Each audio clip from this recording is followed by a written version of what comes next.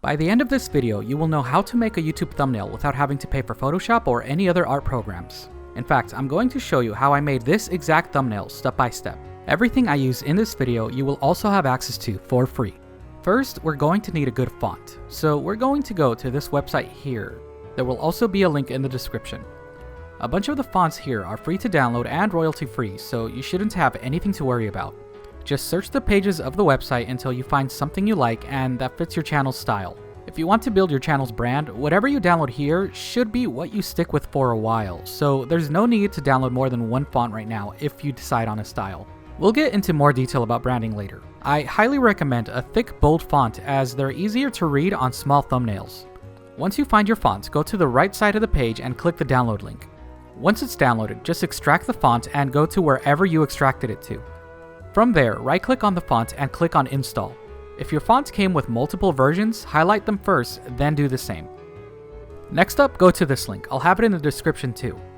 Once you're on the page, scroll down. Do not click on the Microsoft Store link unless you're alright with paying for the program. You could download the same program for free with the link right underneath the paid one. If you're finding this video helpful so far, consider leaving a like and a comment so it can reach others looking for help. Before we continue, let me just say, this program we're downloading here is amazing. I've been using it for all of my projects for over the past decade. I've since have bought a paid art program, and yet I still use Paint.net more. It's just that good. So after downloading and installing Paint.net, create a new project. Set the width to 1280 and the height to 720, as these are the dimensions for a YouTube thumbnail. You could also set the resolution to 300 if you want, but it's not really important for thumbnails. Now we have our working canvas. All of our work will end up here and become our thumbnail. But before we do that, open up another project. The size of it doesn't really matter. We're going to use this canvas to pick the color theme for our channel. So you can mess with the color wheel or pick up some images from online and paste the colors here. After you pick your colors, save this image and open it back up every time you make a new thumbnail so that you don't have to go look for the same colors over and over again. It makes things so much easier. I'm gonna grab some colors myself and I'll be back. So I got these three colors based on my Dodo mascot, as they're essentially my channel's color theme.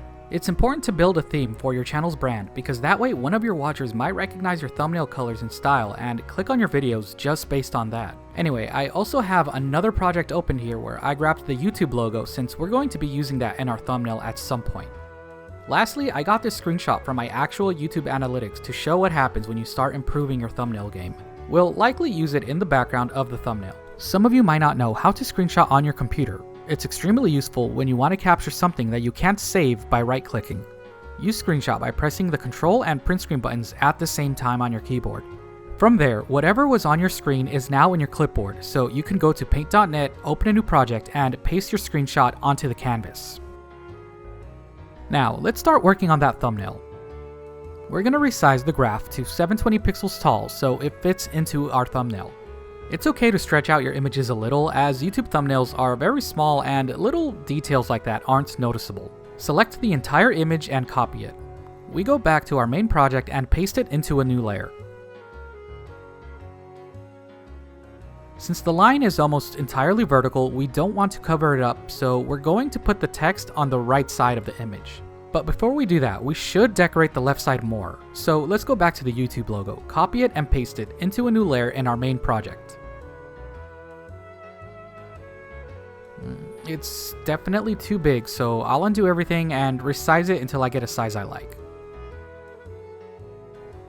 And then I'm going to zoom out to see what it looks like on YouTube.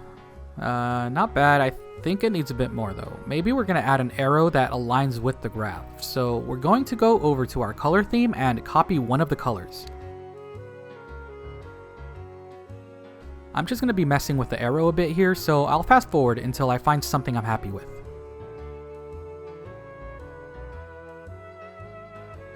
Okay, so now that we've got our arrow, you could just leave it as is, but I think it would look better with a tail, so here's how to do that. Choose the line tool, lining it up with the end of the arrow, choosing a starting point, then an ending point.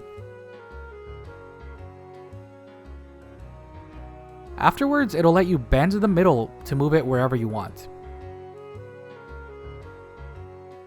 Then we're going to make another line and do the same thing, starting point, ending point, and bend. After you drew your lines on the same layer as the arrow, click the fill bucket tool and click in the empty space we just made. Make sure you don't leave any open ends. Notice how there's a small line between the tail and the arrow. We could usually get rid of this by increasing the bucket fill strength here at the top. Though if it's too strong, it'll fill the whole screen, so find a good balance.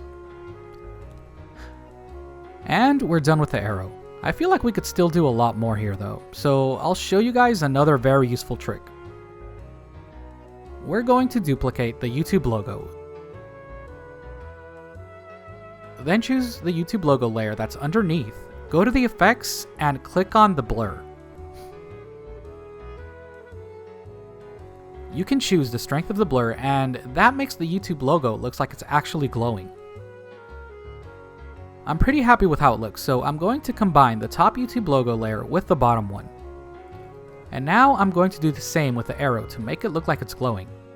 Duplicate it, choose the layer underneath it, repeat the blur effect, and it looks like it's glowing. You can also duplicate the blurred layer to make the glow look even stronger. Though I think the glow is a little too strong, and I'm not too happy with how I drew the arrow, so I'm gonna delete it, redraw it, and repeat the same steps off screen. Okay, so I redrew the arrow and made the YouTube logo a little bit smaller to make a longer arrow. Now it's starting to look like half a thumbnail. Speaking of, we can't just leave the right side white, so I'm just gonna copy the color of the background and bucket fill the right side. I'm not too happy with it, so I'm going to select this part of the graph and stretch it.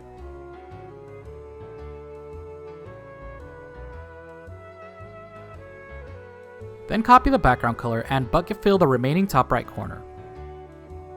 I know the blue line kinda just ends abruptly here, but we'll take care of it later. For now, I'm just going to combine some layers to make navigating through the layers a bit easier. With that done, let's make a new layer to work on some text. So select the text tool and find your font. From there, go over to your color themes and try one out. We're going to try out blue.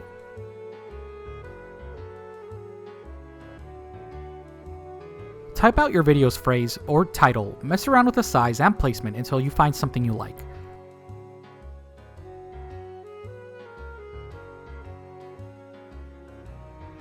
This is probably the best it can be, but I don't like it, so I'm gonna rework the title.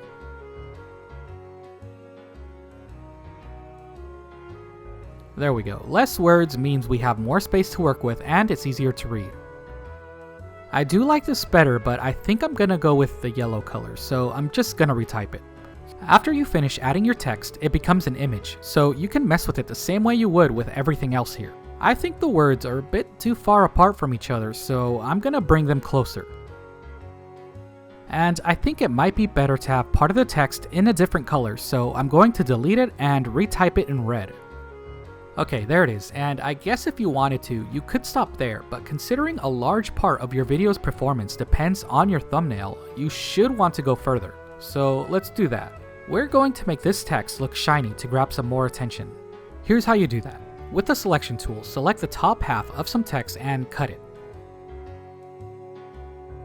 Then paste it into a new layer.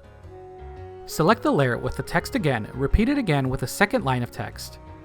Select the top half of the second line of text, cut it, then click the layer that we pasted the other half into and paste this new half in there as well. Go back to the text layer and do the same thing for every line of text that you have. After you pasted all the top halves into the same layer, click on that layer, go to Adjustments and click on Curve. When you first open it, the line will look like this, completely diagonal. Click somewhere in the middle of the line and move it around, mess with it until you find the lighting that you like. After you press OK, you'll have cool, shiny looking text. Now we're going to combine the layer with the top halves of the text with the layer with the bottom halves of the text, so it's just one image again. I think our text could be taller, so I'm going to use the selection tool and stretch it out a bit and reposition it. Next, we're going to use that glowing trick again, but this time it'll be for a different purpose. So we're going to duplicate our text layer, then select the bottom duplicate text layer, go to Adjustment again, and move the line all the way to the bottom right. That's going to make the underneath layer text black. It'll be hard to see what we're trying to do here with this dark background, so we're going to turn it transparent for a bit. Now go back and select the layer with the black text, then repeat the blur effect from earlier. Now, instead of a glow, since the text was black, it looks more like a shadow. You might be wondering why we need to do this if we're going to have a black background. Well, if you duplicate a shadow layer enough times, the shadow becomes more of an outline. So this by itself is extremely useful to use on text when you have a light colored background. But since we have a dark colored background, we're going to use it in a different way. We're going to combine all of the shadow layers with the main text layer. And for dramatic effect, I'm going to turn on the dark background layer again.